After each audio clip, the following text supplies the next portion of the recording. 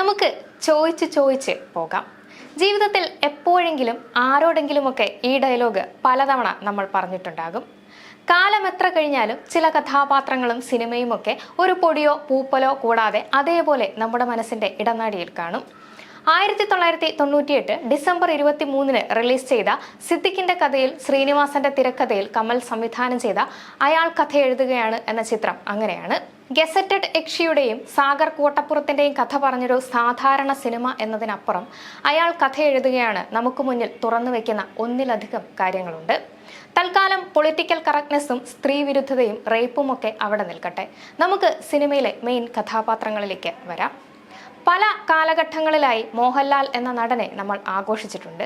ഇപ്പോഴും അത് തുടരുന്നുമുണ്ട്.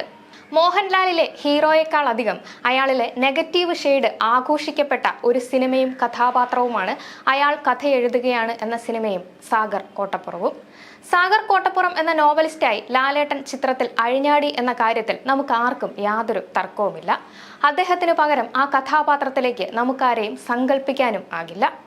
ഇത്രയും നെഗറ്റീവുകളുള്ള മുഴുക്കുടിയനും സർവോപരി സ്ത്രീ വിരുദ്ധനും ആഭാസനുമൊക്കെയായ സാഗർ കോട്ടപ്പുറം എങ്ങനെയാണ് നമുക്കൊരു ഹീറോ ആയി അല്ലെങ്കിൽ ഒരു നല്ല ബിംബമായി മാറുന്നത്? അങ്ങനെ ഒരാളെ എടുത്ത് തലയിൽ കയറ്റി വെച്ച് ആഘോഷിക്കുമ്പോൾ നമ്മൾ മനഃപൂർവ്വം കണ്ടില്ലെന്ന് നടിക്കുന്ന ഒന്നുണ്ട്. പ്രവാസ ജീവിതം നയിച്ച് വിവാഹ സ്വപ്നങ്ങളുമായി നാട്ടിലേക്ക് വണ്ടി കയറുന്ന വിദ്യാസാഗറിനെ. വൈകാരികമായ പാളികൾ പലതുണ്ടെങ്കിലും വിദ്യാസാഗറിനെ നമ്മളിന്നും യാതൊരുവിധ മൈൻഡ് ചെയ്യാതെ ഒരു മൂലയിലേക്ക് നിർത്തിയിരിക്കുകയാണ്.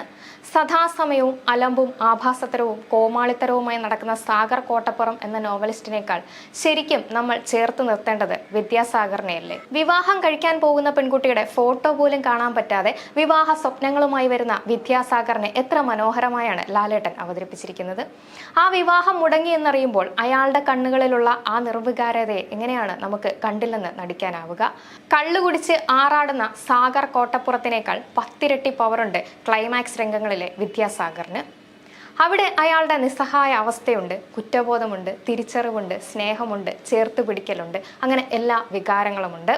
മറ്റൊന്ന്, സാഗറും ശ്രീനിവാസൻ അവതരിപ്പിച്ച രാമകൃഷ്ണൻ എന്ന കഥാപാത്രവും തമ്മിലുള്ള വളരെ ശക്തമായ സൗഹൃദമാണ്.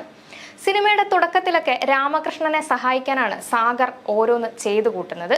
ഒടുവിൽ അങ്ങേയറ്റം നമ്മൾ അവളെ ഉപദ്രവിച്ചില്ലേ എന്ന് പറഞ്ഞ് സാഗർ കുമ്പസരിക്കുന്നതും അതേ രാമകൃഷ്ണന്റെ മുന്നിലാണ്. എനിക്ക് അതൊക്കെ തിരുത്തണം എന്ന് രാമകൃഷ്ണനോട് സാഗർ പറയുമ്പോൾ ഒറ്റ വഴിയേ ഉള്ളൂ, അറിയാവുന്ന കാര്യങ്ങളൊക്കെ സത്യസന്ധമായി എഴുതുക എന്നാണ് രാമകൃഷ്ണൻ പറഞ്ഞു കൊടുക്കുന്നത്. ശരിക്കും സൗഹൃദത്തിന്റെയും മറ്റൊരു രൂപം നമുക്ക് ഇവരിൽ കാണാം. മോഹൻലാലിന്റെ അതിമനോഹരമായ കഥാപാത്രങ്ങളിൽ ഒന്നാണ് വിദ്യാസാഗർ. ശരിക്കും വിദ്യാസാഗറിനെയും കൂടി നമ്മൾ പരിഗണിക്കേണ്ടതല്ലേ? ഒറ്റ നിമിഷം കൊണ്ട് സ്വപ്നങ്ങളും പ്രതീക്ഷകളും എല്ലാം നഷ്ടപ്പെട്ട് ഒടുവിൽ തിരിച്ചറിവിന്റെയും സ്നേഹത്തിന്റെയും ലോകം തിരിച്ചുപിടിച്ച വിദ്യാസാഗറിനെയും നമ്മൾ കൈചേർത്ത് പിടിക്കണ്ടേ?